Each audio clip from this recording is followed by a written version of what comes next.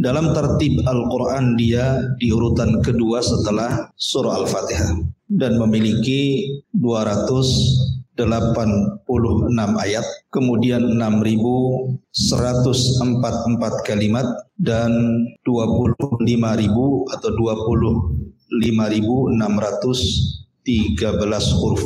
Itu surah Al-Baqarah. Coba bayangkan 25.613 huruf. Kalau kita bisa menghatamkan Al-Baqarah, bisa dikalikan saja per hurufnya itu 10 kebaikan. Berarti kalau menghatamkan Al-Baqarah, banyak kebaikan yang akan didapat. Karena per hurufnya itu 10 kebaikan. Kali saja 25.613 huruf. Adapun keistimewaannya disebutkan di dalam Sahih Muslim, Nabi SAW bersabda, "Iqra'u suratal Baqarati fa inna akhdaha barakatun wa tarkaha hasratun wa la yastati'uha al-batalatu." Rawahu Muslim. Kata Nabi SAW, bacalah oleh kalian surah Al-Baqarah, karena sesungguhnya siapapun yang mengambil surat tersebut maka akan mendatangkan keberkahan, sedangkan meninggalkannya akan mengalami penyesalan, dan para tukang-tukang sihir tidak akan mampu melakukannya. Apa maksudnya? Maksudnya di sini orang yang mengambilnya itu dapat berkah, artinya orang yang suka membacanya. Jadi bukan sekali dua kali baca, tetapi merutinkan membaca, baru dia akan mendapatkan berkah. Dan berkah itu artinya luzumul khair, kebaikan yang tidak akan hilang itu disebut berkah. Adapun yang meninggalkannya akan mendapatkan penyesalan, karena banyak fadilah yang akan didapat orang yang membaca surah Al-Baqarah. Berarti dia akan menyesal karena meninggalkan membaca surah Al-Baqarah. Bahkan di sini wala yastati'uha al-batalah, dan tukang-tukang sihir tidak akan mampu untuk melawan orang yang membaca surah Al-Baqarah. Sampai ada satu kisah saya dengarkan dari seorang syekh. Jadi ada orang yang sakit hati dengan seorang wanita. Orang ini datang kepada seorang penyihir. Tetapi penyihir yang pertama ini mungkin dia baru belajar sehingga sihirnya kurang manjur. Akhirnya kemudian penyihir ini mengarahkan kepada temannya yang lebih tinggi ilmu sihirnya. Kamu datang kepada si fulan, dia tingkatan ilmunya lebih tinggi dibandingkan aku. Datanglah orang ini yang hendak menyihir seorang wanita kepada penyihir yang kedua. Kemudian kata penyihir yang kedua, berikan waktu 3 hari. Akhirnya setelah 3 hari dia datang lagi, dan penyihir yang kedua mengatakan, demi Allah, aku tidak sanggup. Sebaiknya kau datang ke penyihir yang lebih tinggi ilmunya dibandingkan diriku. Akhirnya kemudian orang ini datang kepada penyihir yang memang ahli sihirnya betul di zaman itu. Setelah berkomunikasi bahwa dia akan menyihir seorang wanita, maka kata penyihir ini dia mengatakan, aku siap menyihirnya, akan tetapi kamu sediakan uang sekian dan syarat ini dan itu. Karena memang dia hendak menyihir, menyakiti orang, sehingga kebutuhan sang penyihir yang ketiga ini semua dipenuhi. Mau apa dikasih. Tetapi setelah 1 pekan, tiba-tiba penyihir ini mengembalikan uangnya dan syarat-syaratnya dan mengatakan, sesungguhnya aku tidak bisa menyihirnya. Padahal aku sudah bekerja sama dengan Ifrit. Ifrit itu bawahan iblis. Yang paling tinggi iblis, di bawahnya itu Ifrit. Aku sudah berusaha bekerja sama dengan Ifrit dari kalangan jin, tapi tidak sanggup menyihir orang tersebut. Tahu kenapa? Karena wanita yang akan kau sihir itu, dia setiap hari membaca surah Al-Baqarah. Sebaiknya kau tidak perlu mencari tukang sihir lagi, karena tidak akan mampu.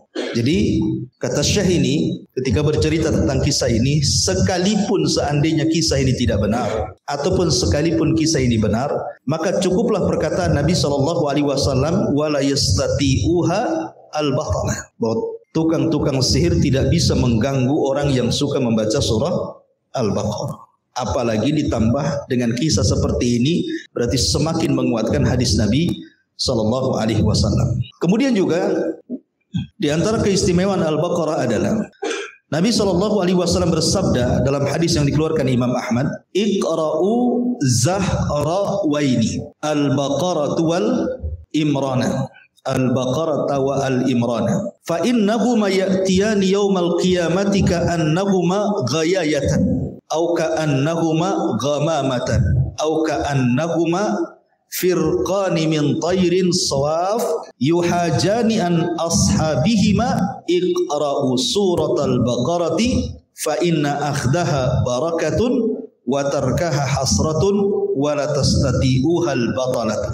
Kata Nabi SAW, bacalah dua tangkai bunga yang indah, yakni surah Al-Baqarah dan Al-Imran. Sebab keduanya akan datang pada hari kiamat laksana penaung, atau seperti awan pelindung, atau seperti kelompok burung yang membeberkan sayap-sayapnya dan membela pembaca keduanya. Maka bacalah surah Al-Baqarah, sebab di dalamnya terdapat keberkahan, sedangkan meninggalkannya kerugian, bahkan para pelaku kebatilan ahli sihir tidak mampu untuk menembusnya.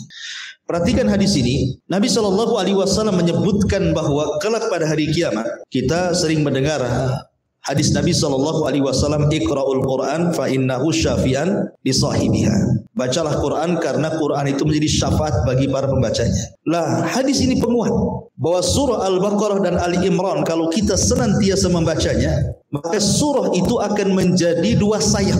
Ketika kita menyeberangi titian siratal mustaqim, maka Al-Imran dan Al-Baqarah itu akan menjadikan kita memiliki sayap untuk menyeberangi titian itu. Makanya di sini Nabi SAW mengatakan ka'annahuma firqani min tayrin sawaf. Seolah-olah kata Nabi SAW seperti sayap-sayap yang membela pembacanya pada hari kiamat. Jadi luar biasa di antara keutamaan surah Al-Baqarah. Apalagi kalau kita melihat bahwa dalam surah Al-Baqarah itu ada ayat yang paling agung dalam Al-Quran. Kalau antum baca Al-Fatihah sampai qul a'udzu birabbin nas, maka dalam Al-Quran itu ada ayat yang paling agung dari semua ayat, dan itu ada di dalam surah Al-Baqarah. Ayat apa itu?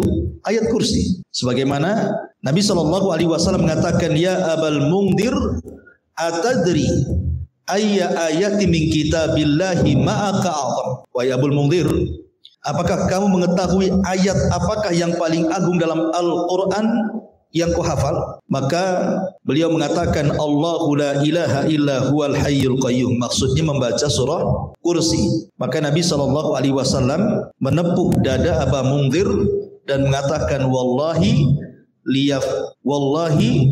liyahnikal ilmu Abal Mungdir.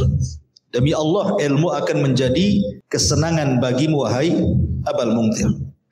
Artinya bahwa di sini dalam surah Al-Baqarah ada ayat teragung dalam Al-Quran. Kemudian juga di antara keistimewaannya ada satu ayat yang paling panjang, ayat terpanjang dalam Al-Quran. Kalau antum baca dari Al-Fatihah sampai qul a'udzu birabbin nas sampai akhir ayat, tidak ada ayat terpanjang dalam Al-Quran kecuali dalam Al-Baqarah, ya kan?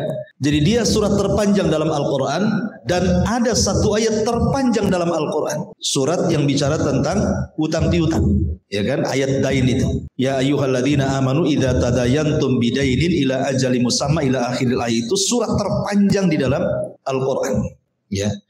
Kemudian juga Nabi mengatakan, al-ayatani min akhir suratil Baqarah man qara'ahuma fi lailatin kafata. Dua ayat terakhir dari surah Al-Baqarah, barang siapa yang membacanya di malam hari, maka dua ayat tersebut akan mencukupi baginya.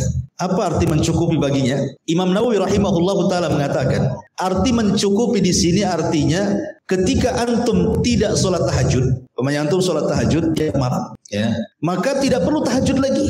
Cukup membaca dua surat akhir Al-Baqarah, itu sama dengan orang yang qiyamul lail, gitu maksudnya. Sudah mencukupkan bagi dia, tidak perlu menghidupkan malam lagi.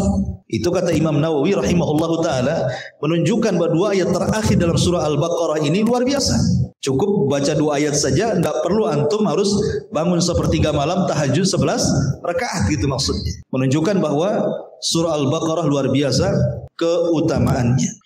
Kemudian juga Rasul mengatakan, inna likulli syai'in sanaman wa sanamul Qur'ani suratul Baqarati wa fihi ayatun sayyidatu ayil Qur'ani ayatul kursi la tuqra'u fi baitin wa fihi syaitanun illa kharaj. Segala sesuatu itu memiliki puncak. Sanam itu kalau unta itu ada gundukan di atas. Kalau unta antum lihat ada gundukan di punggung itu disebut sanam.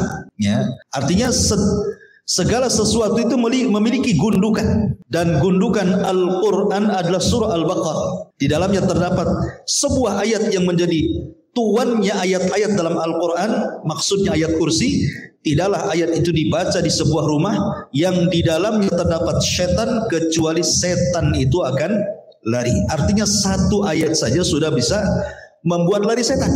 Apalagi kalau seandainya satu surat, sebagaimana Nabi SAW, barang siapa yang membaca surah Al-Baqarah di rumahnya, maka cukup akan melarikan setan dari rumah itu. Ada riwayat lemah selama 3 hari, tapi hadisnya lemah. 3 hari hilang, kemudian datang lagi.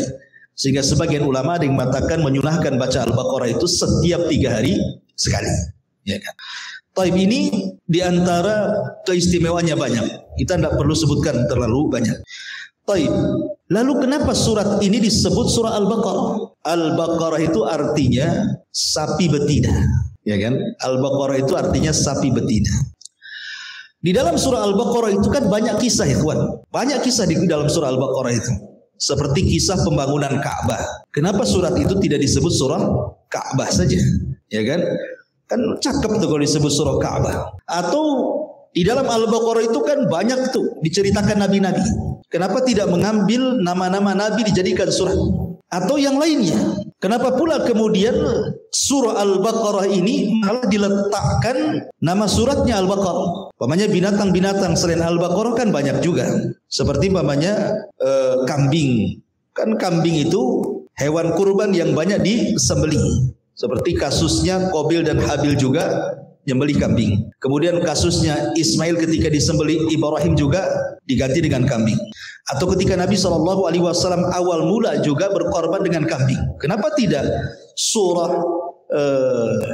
Ghanam gitu ya? Surah Ma'iz, kambing kacang gitu. Kenapa mesti Al-Baqarah? Atau lebih besar lah, kenapa enggak suratul Ibil saja? Surah unta saja kan? Kenapa mesti Al-Baqarah? Tentu ada maknanya kan. Sebagian para ulama mengatakan karena manfaat sapi itu lebih melekat kepada manusia dibandingkan hewan yang lain. Kambing ada susu kambing, unta juga ada pula susu unta. Tetapi tidak sebanyak susu sapi. Ya. Susu sapi itu dikonsumsi semua orang. Mau mukmin, mau kafir, mau kulit hitam, mau kulit putih, mau orang Asia, mau orang Eropa, semua makan atau minum dari susu sapi. Tetapi tidak banyak orang yang minum susu unta ataupun susu kambing gitu ya. Orang tertentu saja minum susu kambing etawa itu. Kalau ada penyakit aja kan gitu ya. Tapi kalau susu sapi semua orang. Seorang ibu punya anak tidak keluar dari susunya, kasihkan sapi, jadi anak sapi. Susu sapi kan gitu ya. Artinya manfaat sapi itu menyeluruh kepada manusia. Ya. Makanya kemudian karena sapi ini banyak manfaatnya yang tidak bisa dipisahkan dengan manusia, itu pula menjadi alasan kenapa surat ini kemudian diberi nama surat sapi betina. Ya. Kemudian kalau kita melihat mimpi para nabi, Nabi SAW pernah bermimpi sebelum tragedi perang Uhud. Jadi besoknya perang Uhud itu malamnya Nabi bermimpi. Dalam mimpinya kata Nabi SAW, Inni ra'aitul baqarata tudbah.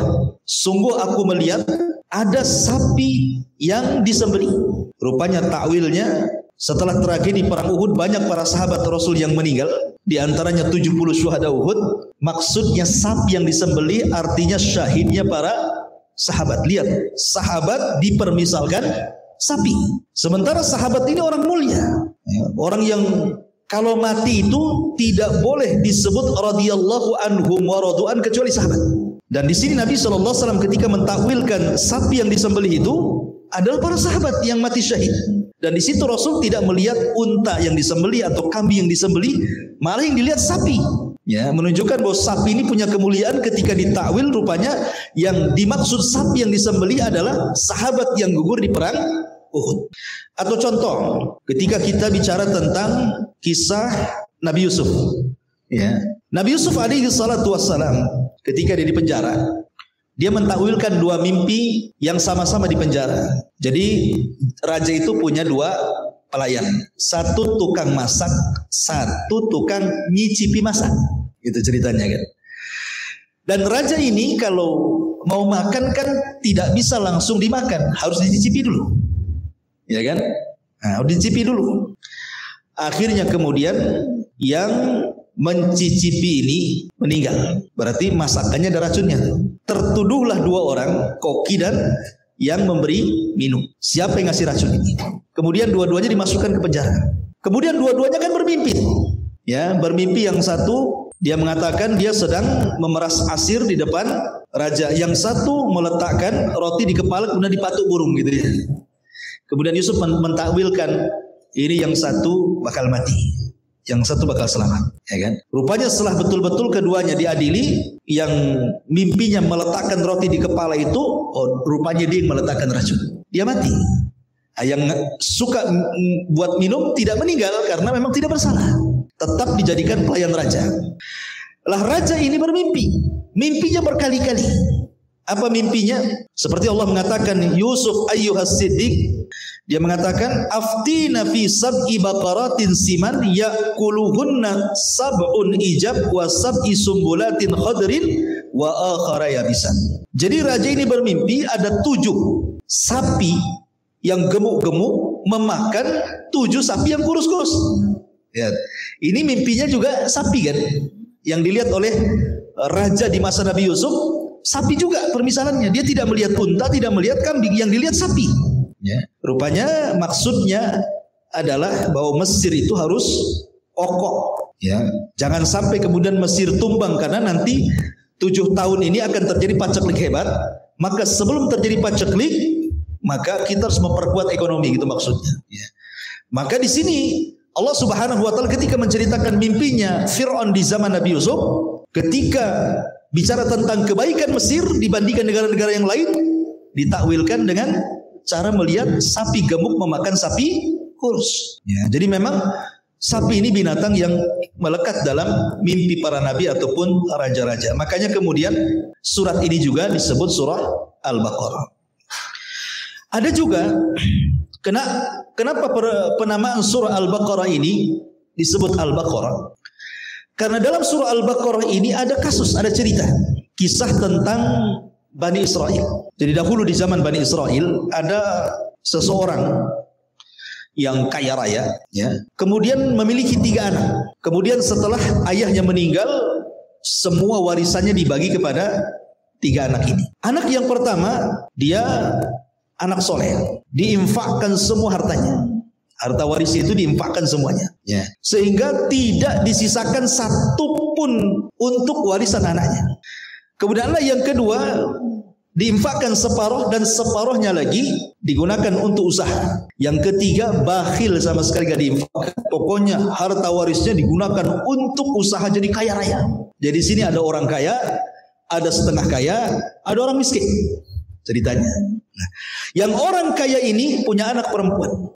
Yang setengah kaya punya anak laki-laki, yang orang miskin punya anak laki-laki juga.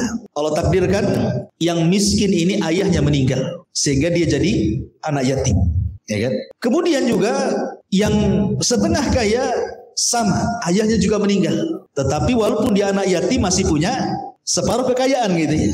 Ya. Yang ketiga ini masih utuh dua-duanya dan makin kaya. Jadi yang yatim ini diomongi sama ibunya yang miskin, nak, cobalah kau lamar itu sepupumu yang kaya itu. Boleh jadi Allah merubah nasib. Rupanya apa yang dikatakan kepada orang miskin juga dikatakan kepada orang yang setengah kaya oleh ibunya. Nah, kau lamar aja lah orang kaya itu, sepupumu itu, biar hartamu makin banyak. Rupanya dilamarlah, yang anak yatim ini ditolak oleh mertua atau calon mertua pamannya sendiri, ditolak karena miskin. Akhirnya menerima yang separuh kaya tersebut. Itulah harta ya. Harta itu menyedot orang. Makanya orang Arab mengatakan gitu ya, bahwa orang yang punya harta itu pasti akan menjadi sorotan manusia, tetapi orang miskin pasti akan dijauhi. Kemudian setelah menikah nih, orang setengah kaya dengan orang kaya kan akhirnya kalau disatukan kaya sekali. Lah si miskin ini ibunya ngomong, sudahlah sabar, kau memang belum jodohnya, tetapi ayahmu punya satu warisan berupa sapi betina. Sapi itu ada di kebun. Ya. Kalau kau mau, carilah sapi itu, kau jual sapi itu. Nah, jadi warisannya dapat sapi dari bapaknya. Dulu sapinya kecil, mungkin sekarang sudah besar. Kau carilah sapi itu katanya. Sementara yang setengah kaya dengan si gadis tadi, rupanya setelah menikah dengan si gadis ini, suaminya ini jahat. Dia merencanakan untuk mengambil warisan. Dengan cara apa? Membunuh mertuanya. Kemudian setelah dibunuh, dia lempar ke kabilah supaya tidak dituduh dia yang membunuh. Supaya kabilah itu yang tertuduh dia membunuh. Nanti kalau tertuduh membunuh, dia kan harus bayar diat pembunuhan. 100 ekor unta, dapat waris plus dapat diat. Jahat kan? Pandai kan itu. Jadi dibunuh dapat waris plus juga dapat diat. Karena dituduhkan kepada kabilah. Akhirnya betul-betul malam itu dibunuh, diletakkan di sebuah kabilah. Besoknya dia yang teriak-teriak bahwa mertuanya dibunuh. Yang kabilah tertuduh enggak merasa membunuh. Akhirnya hampir perang. Kemudian orang-orang berakal mengatakan, ngapain kita sibuk-sibuk berperang? Bukankah di hadapan kita ada Nabi Musa? Kita tanya saja kepada Nabi Musa. Mudah-mudahan dia ada petunjuk dari Allah bagaimana caranya menyingkap pembunuhan ini.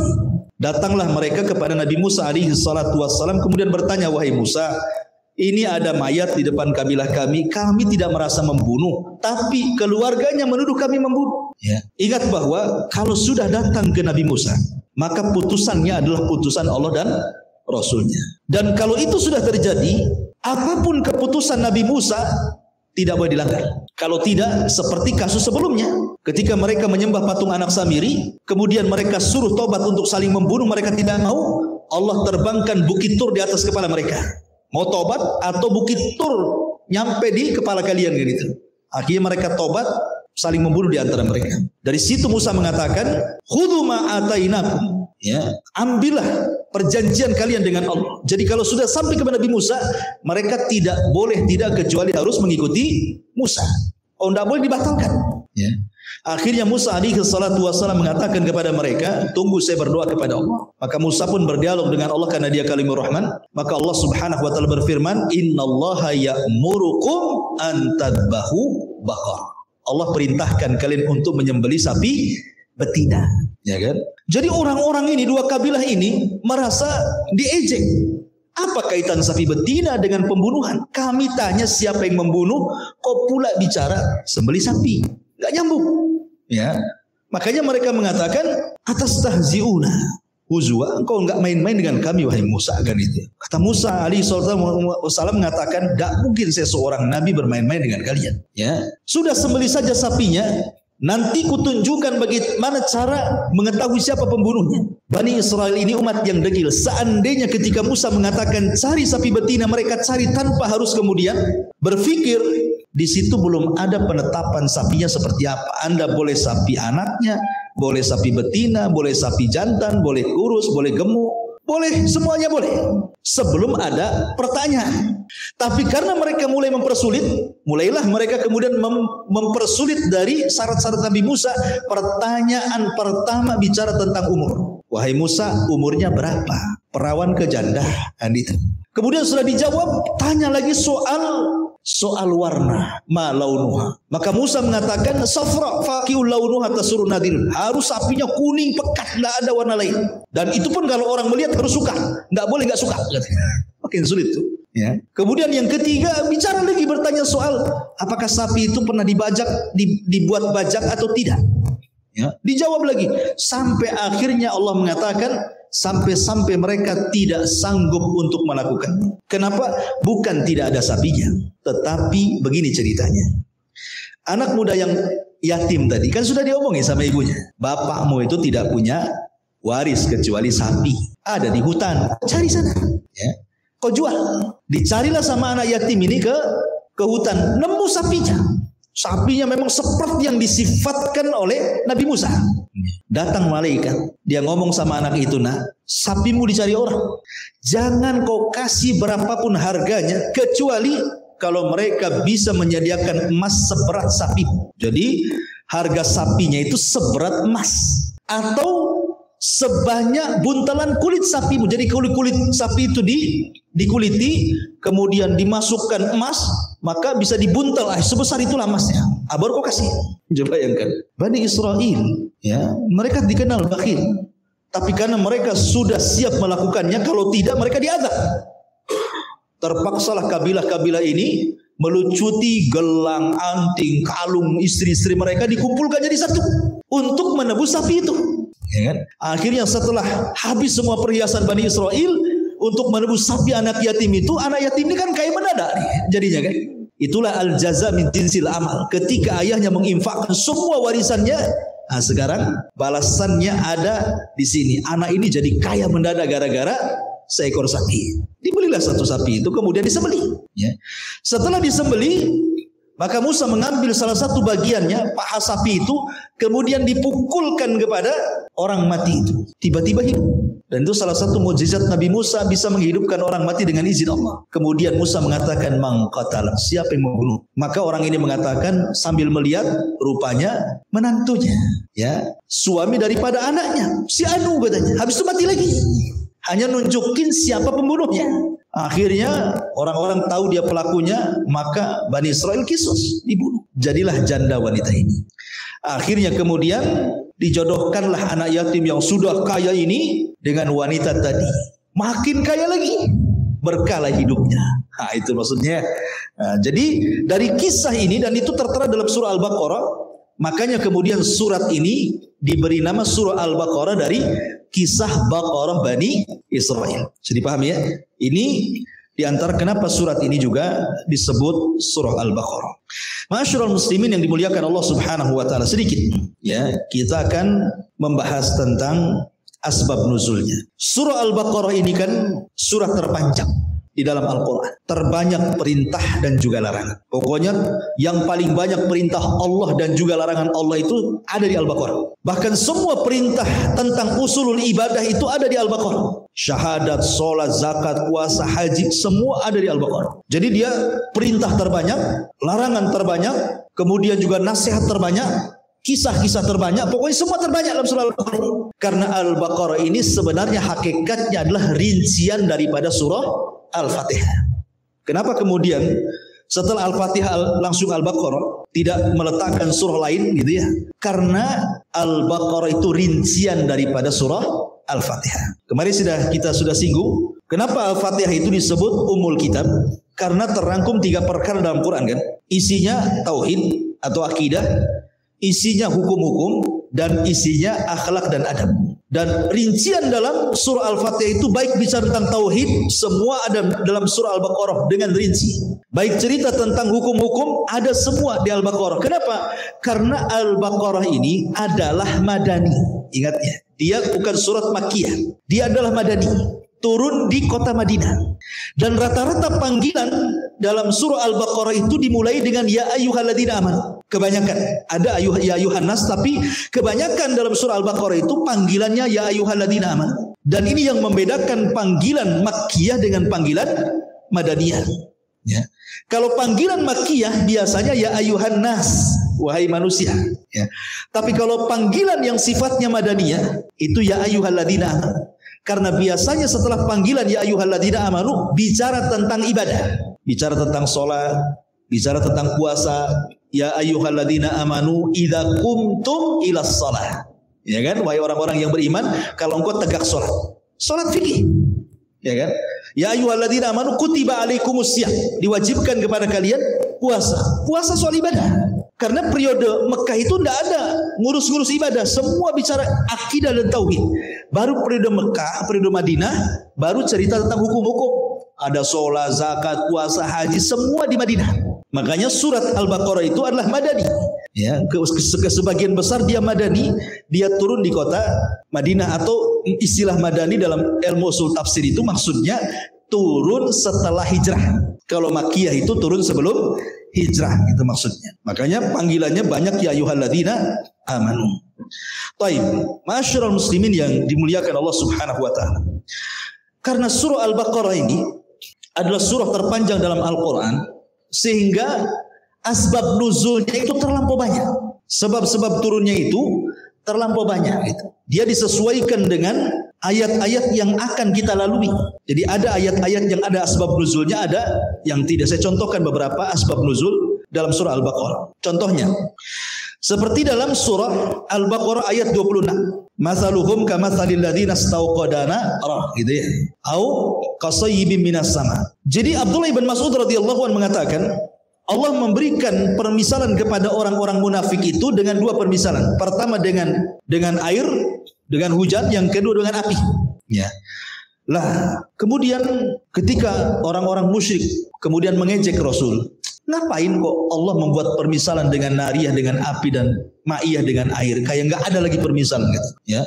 Maka Allah Subhanahu wa taala turunkan ayat di dalam Al-Qur'an, innallaha la yastahi an yadriba mathalan ma ba'udatan fama fauqaha. Allah tidak malu membuat permisalan, bahkan lebih rendah dibandingkan ba'udah, ya, nyamuk sekalipun Allah tidak malu.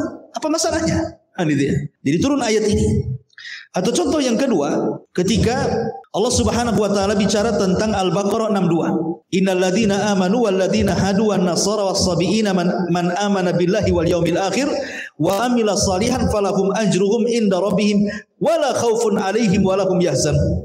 Orang-orang yang beriman dan orang-orang Yahudi dan Nasrani dan orang-orang Sabiin yang beriman kepada Allah dan hari akhir dan beramal saleh, maka mereka dapat pahala di sisi Allah Subhanahu wa taala. Al-Imam Mujahid menceritakan tentang kisah Salman Al-Farisi radhiyallahu anhu. Jadi Salman Al-Farisi ini dia bercerita, karena kan Salman Al-Farisi ini kalau kita melihat sejarahnya, dia kan loncat dari satu agama ke agama. Awalnya dia Majusi, kemudian Nasrani, kemudian jadi budak Yahudi, kemudian masuk Islam. Jadi memang betul-betul dia masuk semua agama. Ya, dari Majusi, Nasrani, jadi budaknya Yahudi sampai kemudian masuk Islam. Ya. Jadi Salman Al-Farisi ini mengatakan, Sa'altu Nabiya sallallahu alaihi wasallam an ahli dinin kuntu ma'u. Jadi aku bertanya kepada Rasul tentang semua ahli keyakinan agama yang aku pernah bersama mereka. Kemudian Salman mengatakan, ya Rasul, sebagian mereka itu ada yang sholat, ada yang puasa, ada yang beriman dengan kamu juga. Mereka juga kalau ketemu engkau ingin mengikuti engkau juga. Apakah kemudian mereka dikatakan kafir, masuk neraka? Kan itu ya. Maka turunlah ayat ini. Rasul diam, turun ayat ini. Tidak semua orang-orang yang beriman, orang-orang Yahudi, orang Nasrani, orang Sabiin, kalau mereka beriman dengan hari akhir dan beramal soleh, beriman kepada Allah hari akhir dan beramal soleh, maka mereka dapat pahala. Ya. Jadi ada orang-orang Yahudi yang beriman, ada orang Nasrani yang beriman, ada orang Sabiin yang beriman. Maksudnya disesuaikan dengan zamannya. Ya. Turun ayat ini. Kemudian juga ketika Nabi SAW ke kota Madinah, kemudian terjadi pengalihan kiblat kan? Terjadi pengalihan kiblat. Awalnya Rasul itu sholat kemana? Baitul Maqdis, ya kan? Tetapi Nabi SAW tidak suka. Kenapa? Kok sama kiblat kita dengan Yahudi? Akhirnya Rasul menghendaki kiblatnya dipindah ke Mekah, ya kan? Jadi orang-orang Yahudi marah. Ya, apalah agama si Muhammad itu? Ya. Sudah bagus-bagus kalian kiblatnya ke Baitul Maqdis, kok sekarang ngiblat pula ke Baitullah Al-Haram. Ya, seolah-olah tanakun. Ketika datang dia memerintahkan sahabatnya untuk menghadap ke Baitul Maqdis, sekarang kok memerintahkan sahabatnya untuk mengarah ke Baitullah Al-Haram. Jadi gimana ini perintah kok bisa bahasa kitanya pelin-pelan gitu ya. Maka turunlah ayat surah Al-Baqarah 106. Manansakh min ayatin aw nunsiha na'ti bi khairi minha aw mithliha alam ta'lam annallaha ala kulli syai'in qadir. Kami tidak menghapus dari ayat ataupun meniadakannya, tetapi kami mendatangkan yang lebih baik daripada itu, ya. Kemudian juga contoh yang lain ketika pembesar-pembesar Yahudi, ada sekelompok orang pembesar-pembesar Yahudi, ya. Mereka berkata kepada orang Islam setelah perang Uhud. Perang Uhud kan kalah tuh kaum muslimin. Perang Uhud itu kalah kaum muslimin. Sehingga mereka mengejek dengan mengatakan apa? Kalau nabi kalian benar, seorang nabi, kenapa kalian kalah? Kalau memang nabi kalian benar, dia seorang nabi, seorang rasul, kok kalian kalah di perang Uhud? Gitu maksudnya, ngejek gitu ya. Maka terdiamlah kaum muslimin, akhirnya turunlah ayat surat Al-Baqarah 109. Wadda katsiru min ahlil kitab law yaruddunakum min ba'di imanikum kuffara hasada min indi anfusihim. Dan kebanyakan ahli kitab menginginkan orang-orang yang beriman seandainya kalian kufur setelah keimanan kalian, dengan cara membuat syubhat seperti itu. Ya. Atau contoh yang lain umpamanya, ya. Contoh yang lain ketika ada seorang sahabat namanya Abdullah ibn Rawahah. Abdullah ibn Rawah ini punya saudari perempuan. Saudari perempuannya ini dinikahi oleh seorang laki-laki. Abdullah ibn Rawah ini bukan saudari, punya budak perempuan. Punya budak perempuan, budak hitam. Jadi Abdullah ibn Rawah itu mungkin dia marah sama budak perempuan hitam ini, entah kenapa ditempelin budak itu. Ditempelin budak itu, padahal budak ini adalah suka puasa, suka sholat, baik wudunya, dan sudah bersaksi bahwa la ilaha illallah Muhammadur Rasulullah. Artinya sudah masuk Islam budak ini. Kok diperlakukan kasar gitu ya?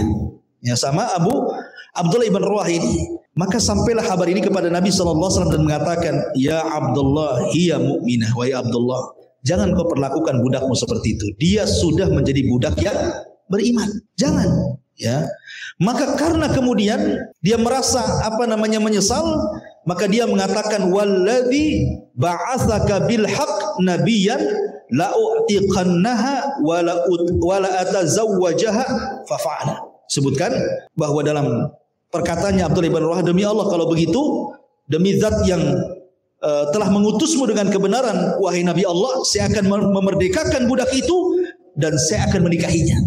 Sebagai tebusannya gitu ya.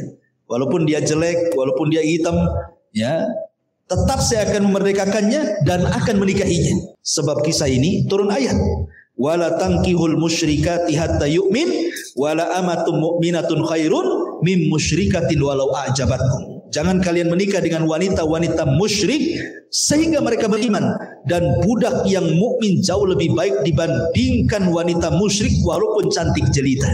Nah, contohnya gitu ya. Ini juga contoh ayat-ayat yang asbab nuzul. Kemudian juga tadi berapa turun ayat surah Al-Baqarah ayat berapa lupa ya. Kemudian juga disebutkan ada seorang sahabat namanya Ma'qil ibn Yasar. Ma'qil ibn Yasar ini punya saudara perempuan, kemudian dinikahi. Setelah dinikahi, tiba-tiba cerai, diceraikan. Akhirnya yang laki-laki ini ingin rujuk, tetapi Ma'qil bin Yasir ini karena abangnya enggak setuju. Dia sampai mengatakan, enak saja, aku muliakan engkau, aku nikahkan adikku dengan engkau, sekarang engkau ceraikan dia, tiba-tiba kau hendak kembali. Demi Allah, jangan pernah kembali selamanya kepada adikku. Nah, jadi Ma'qil bin Yasar marah sama laki-laki tersebut. Akhirnya kemudian sampailah hari ini kepada Nabi SAW. Rasul mengatakan, kenapa kau halangi? Biarkan, wanitanya juga mau kembali kok.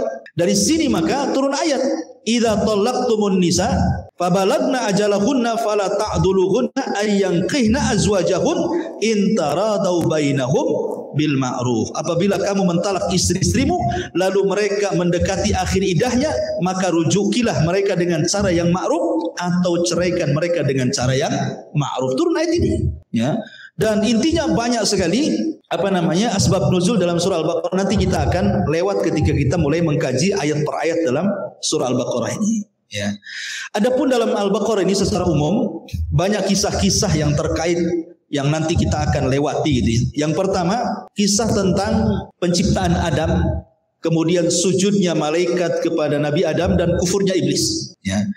Kemudian kisah yang kedua, kisah tentang Bani Israel. Itu lengkap sekali. Mulai dari Mesir gitu ya, kemudian diselamatkan oleh Fir'aun sampai ke Palestina ya. Itu sampai bertahun-tahun mereka dari generasi ke generasi Bani Israel, nanti akan dijelaskan kisah-kisahnya di dalam surah Al-Baqarah. Kemudian juga kisah yang lain adalah kisah seorang laki-laki yang lewat kepada sebuah tempat yang hancur lebur. Ada yang mengatakan bahwa tempat itu adalah Palestina, diserbu oleh Buktu Nasr sampai ke akar-akarnya gitu ya. Kemudian lewatlah seorang nabi di situ ya. Kemudian juga kisah Nabi Ibrahim dengan Ismail ketika membangun Ka'bah juga terdapat dalam surah Al-Baqarah. Kemudian juga kisah perdebatan Ibrahim dengan Namrud juga terdapat dalam surah Al-Baqarah. Kemudian juga kisah Baqarah Bani Israel yang tadi saya sebutkan. Kemudian kisah pengalian kiblat juga ada dalam surah Al-Baqarah. Kemudian kisah Tolut dan juga Jalut itu juga ada dalam surah Al-Baqarah. Kemudian kisah Ashabus Sabti juga ada dalam surah Al-Baqarah, termasuk juga kisah Adam, Hawa, dan bagaimana syaitan sampai kemudian menggelincirkan Adam dan Hawa dari sorga sehingga harus menetap di bumi dan Banyak lagi kisah-kisah yang menarik dalam surah Al-Baqarah. Taib. Malam ini mungkin kita tidak akan membahas banyak surat atau banyak ayat dalam surah Al-Baqarah. Kita akan bahas satu saja. Alif Lam Mim. Karena ini panjang. Alif Lam Mim, tafsir Alif Lam Mim saja. Taib. Bicara tentang Alif Lam Mim. Alif Lam Mim ini ikhwatu fiddin muliakan Allah Azza wa Jalla menjadi khilaf para ulama tentang tafsirnya. Yang pertama, bahwa Alif Lam Mim itu adalah huruf-huruf hijaiyah yang diletakkan di permulaan surat dan tidak ada yang tahu maksud kecuali Allah. Karena di antara ayat itu kan ada yang sifatnya mutasyabihat, ada yang sifatnya muhkamat. Ya. Sebelum saya masuk, saya kasih 4 gambaran ikhwan tentang tafsir Quran. Jadi kalau kita bicara tentang tafsir Al-Quran, ada ayat-ayat yang tidak ada yang tahu maksudnya kecuali Allah. Satu. Nanti saya contohkan satu-satu. Yang kedua, ada ayat-ayat yang tidak tahu kecuali Allah dan Rasulnya maksudnya. Kemudian yang ketiga, ada ayat-ayat itu yang tahu adalah tafsirnya para ulama. Kemudian yang keempat, ayat itu diketahui oleh orang-orang yang berbahasa Arab fushah. Walaupun dia tidak hafal Quran, karena dia pusat berbahasa Arab, terkadang dia paham itu Quran. Nanti saya contohkan satu-satu. Yang pertama, ada ayat-ayat yang tidak ada yang tahu kecuali Allah. Ayat-ayat yang berkenaan tentang nama dan sifat. Ya. Contoh seperti Allah mengatakan, waja'a rabbuka wal malaku saffan saffan. Dan Rabbmu akan datang sementara malaikat bersaf-saf pada hari kiamat. Bagaimana datangnya Allah? Allahu a'lam. Kita tidak tahu. Allah sendiri yang tahu, ya kan? Seperti istiwa Allah, tidak ada yang tahu kecuali Allah. Turunnya Allah, tidak ada yang tahu kecuali Allah, ya kan? Ini yang pertama. Yang kedua, diketahui Rasulullah, yang lain tidak. Seperti ketika Nabi SAW dihabarkan oleh Allah Azza wa Jalla tentang kegaiban, sesuatu yang akan datang di akhir zaman. Ya, jadi sesuatu yang akan datang di akhir zaman dari fitnah-fitnah akhir zaman. Sampai Rasul memerinci tempatnya, gitu ya.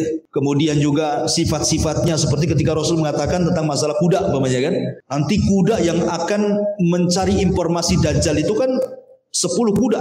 Sampai Rasul mengatakan, aku tahu kudanya, aku tahu sifat kudanya, aku tahu penunggangnya, dan mereka lah sebaik-baik penunggang kuda pada hari itu. Nah, gitu kan. Tidak ada yang tahu kecuali Nabi. Ya. Kemudian yang ketiga, para ulama. Tentu para ulama memahami setelah mereka menguasai alat-alat tafsir. Seperti mereka menguasai usul fikih, usul tafsir, usul hadis, nahwu, sorof, ma'ani, balaghah, macam-macam mantik. Pokoknya dikuasai alat-alat itu, mereka paham tafsirnya. Ya. Kemudian yang terakhir, orang Arab yang fasih. Ya, terkadang ada ayat-ayat yang oleh orang Arab langsung dipahami. Contoh ketika Allah Subhanahu wa taala berfirman di dalam Al-Qur'an ya tentang masalah as-sariqu was-sariqatu fatta'u aydiyahuma. Allah mengatakan dalam as-sariq was-sariqu was-sariqatu fatta'u aydiyahuma jazaa'an bima kasabana minallah wallahu azizun hakim. Jadi ada seorang ulama, dia berdakwah ke Badui. Ceritanya ke Arab Badui, enggak pernah sekolah Arab ini, tapi bahasa mereka fasih. Tiba-tiba seorang ulama ini berceramah kepada orang Badui, kemudian membawa ayat ini. As-sariqu was-sariqatu faqta'u aydiyahuma jazaa'an bima kasabana minallah. Harusnya wallahu azizun hakim, dia baca wallahu ghafurur rahim. Jadi ujungnya salah. Ya. Tiba-tiba Arab gunung ini dia langsung menegur, ayat itu tidak pernah ada dalam Al-Quran. Padahal dia tidak pernah hafal Quran. Ya. Tapi dia berani kemudian menegur ulama itu. Kamu salah baca ayat itu katanya. Itu nggak ada di Quran katanya. Padahal dia tidak tahu Quran tuh. Kenapa dia bisa menyalahkan? Karena secara bahasa Arab salah. Ya. Kalau seandainya dia baca pencuri laki-laki dan perempuan, potonglah kedua tangannya. Ya. Potonglah kedua tangan keduanya sebagai balasan atas perbuatan yang mereka lakukan dan sebagai siksa dari Allah, dan Allah Maha Pengampun lagi Maha Penyayang. Nah, kalau Allah Maha Pengampun kenapa pula dipotong? Logikanya begitu. Ya, berarti ini salah ujungnya. Bukan Allah Maha Pengampun. Kalau Allah Maha Pengampun tidak perlu dipotong. Itu salah. Yang betul itu Azizul Hakim katanya. Karena ini makomnya makom izzah, kemuliaan, harus dipotong. Hakim Maha Adil. Namanya pencuri dipotong itu. Jadi ada orang Arab yang tidak paham bahasa Arab, yang nggak hafal Quran, tapi dia fusah berbahasa Arab, bisa menyalahkan karena tatanan Quran itu tidak mungkin menyelisih kefasihan bahasa Arab. gitu ya. Jadi ada tafsir-tafsir itu yang dipahami oleh orang-orang Arab gitu ya. Kita kembali kepada alif lam mim. Baik. Jadi ada yang mentafsirkan alif lam mim itu artinya Allah yang lebih tahu tentang maksudnya. Jadi nggak ada yang tahu kecuali Allah. Makanya sebagian ahli tafsir apabila mentafsirkan kalimat alif lam mim, alif lam ra, alif lam mim shad qaf gitu, Toha dan begitu seterusnya Yasin, biasanya mereka mengatakan Allahu a'lamu bimuradihi bihi. Allah lebih tahu dengan maksudnya. Ini satu penafsiran. Penafsiran yang kedua, tidak. Alif lam mim ini potongan-potongan huruf hijaiyah. Kenapa diletakkan di awal surat? Dan biasanya kalau antum cek antum dalam Quran, ya, setiap surat yang dimulai dengan potongan-potongan huruf hijaiyah pasti setelahnya bicara Quran. Pasti bicara Quran setelahnya. Contoh di sini, alif lam mim dzalikal kitab. Kitab itu Quran. Qaf wal Quran Majid, ya kan? Nun wal qalami wa ma yasturun. Wa ma yasturun yang ditulis maksudnya Quran, ya. Alif lam mim tanzilul kitab lagi. Pokoknya kalau ada huruf-huruf ya di dalam Al-Qur'an itu dimulai dengan potongan-potongan huruf hijaiyah, pasti setelahnya bicara Quran. Ada apa ini? Begini maksudnya. Maksudnya Allah Subhanahu wa taala ingin mengatakan bahwa Al-Qur'an itu terangkai dengan bahasa Arab. Terangkai dengan alif lam mim nun waw ha dan begitu seterusnya. Quran ini terangkai dari huruf hijaiyah. Ya. Sekarang kalau kalian ragu dengan Al-Qur'an, buatlah rangkaian seperti Al-Qur'an, gunakan huruf hijaiyah. Gunakan alif, gunakan lam, gunakan mim, gunakan ra, terserah. Kau buat seperti Quran, ya kan? Bisa enggak kau rangkai seperti Al-Qur'an menggunakan huruf-huruf hijaiyah, gitu maksudnya. Jadi alif lam mim ini tantangan kepada orang yang ragu-ragu terhadap Al-Quran. Buatlah Al-Quran kau rangkai dari alif, dari lam, dari mim, dari nun seperti Quran. Kalau kalian sanggup, pasti kalian tidak akan sanggup. Walaupun kalian kumpulkan jin manusia orang cerdasnya, satu surat saja kalian tidak sanggup. Ya, karena dulu juga ada yang berusaha membuat semacam Al-Quran tapi ditertawakan. Contoh umpamanya percakapan Amr bin As. Amr bin As ini sebelum masuk Islam masih kafir. Dia kawan dekatnya Musailamah Al-Kadzdzab. Jadi Amr bin As itu kawan dekat Musailamah Al-Kadzdzab, si nabi palsu. Jadi Amr bin As suatu ketika datang ke Yamamah, bertandang ke rumah Musailamah Al-Kadzdzab. Karena Amr bin As ini tetangga Nabi, maka Musailamah Al-Kadzdzab mengatakan, "Ya Amr, kira-kira apa yang terakhir kau dengar dari mulut si Muhammad itu ketika menyampaikan wahyu?" katanya. Maka karena Amr ini kan orang Arab biasa ngapal syair, dia anggap Quran itu syair, kemudian dia membaca. Iya, aku ingat. Yang terakhir dia baca itu suratul Fil. Ya, alam tara kaifa fa'ala rabbuka bi ashabil fil alam yaj'al kaidahum fi tadlil wa arsala alaihim tayran ababil tarmihim bi hijaratin min sijil faja'alahum ka'asfin. Karena pendek Amr bin As walaupun si kafir hafal dia. Suratul Fil katanya. Kata Musailamah, iya, semalam juga turun kepadaku. Tapi bukan suratul Fil, suratul Difda katanya. Surah kodok katanya. Ya. Kata bin As, gimana bunyinya wahai Musailamah katanya. Maka kemudian Musailamah membacakan Allah berfirman lewat Jibril kepadaku, ya Difda binta Difda'aini niki mata niki fa inna asfaluki fil ma wa alaki fitin katanya. Kodok, anak putri daripada Ratu Kodok, silahkan mengodok. Paling tinggi tempatmu di tanah, paling rendah kau hidup di air katanya. Itulah surah Kodok katanya. Kata Amr bin As, ini masih kafir nih. Wallahi innaka kadzib. Demi Allah kau pendusta wahai Musailamah. Coba. Padahal sama-sama kafir tuh, belum masuk Islam Amr bin As. Tapi mengetahui ucapan itu wallahi anta kadzib. Kau ini pendusta wahai Musailamah. Nah, dia dustakan kan? Sesama kafir. Karena memang tidak bisa menandingi membuat satu rangkaian ayat Al-Quran seperti yang Allah wahyukan kepada Rasul. Karena itu bukan buatan Muhammad. Quran ini wahyu dari Allah. Ini penafsiran yang kedua bahwa alif lam mim ini dalam rangka tahaddi, ya, dalam rangka untuk mengecam orang-orang yang ragu-ragu dengan Quran. Oh, kau buat Quran seperti ini juga. Kau buatlah ini, saya kasih alif, mim, ta, ha, terserah huruf hijaiyah. Kau rangkai. Gitu ya. Itu penafsiran yang kedua. Penafsiran yang ketiga, bahwa alif lam mim itu sebenarnya adalah huruf terbanyak dalam surah Al-Baqarah. Jadi kalau nun wal qalami wa ma yasturun berarti huruf nun itu yang terbanyak dalam suratul Qalam. Ya. Alif lam ra dalam surah Al-Imran. Berarti yang terbanyak dalam surah Al-Imran itu huruf alif, huruf lam, huruf ra. Gitu maksudnya. Ketika dalam Al-Baqarah alif lam mim dimulai, berarti dalam surah Al-Baqarah itu yang paling banyak huruf alif, huruf lam, huruf mim. Itu maksudnya ya.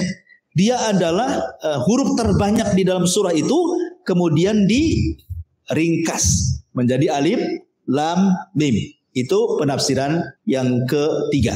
Penafsiran yang keempat, maksudnya alif lam mim itu artinya nama Allah dan nama Rasulullah. Alif lam itu artinya Allah, mim itu Muhammad. Itu maksudnya.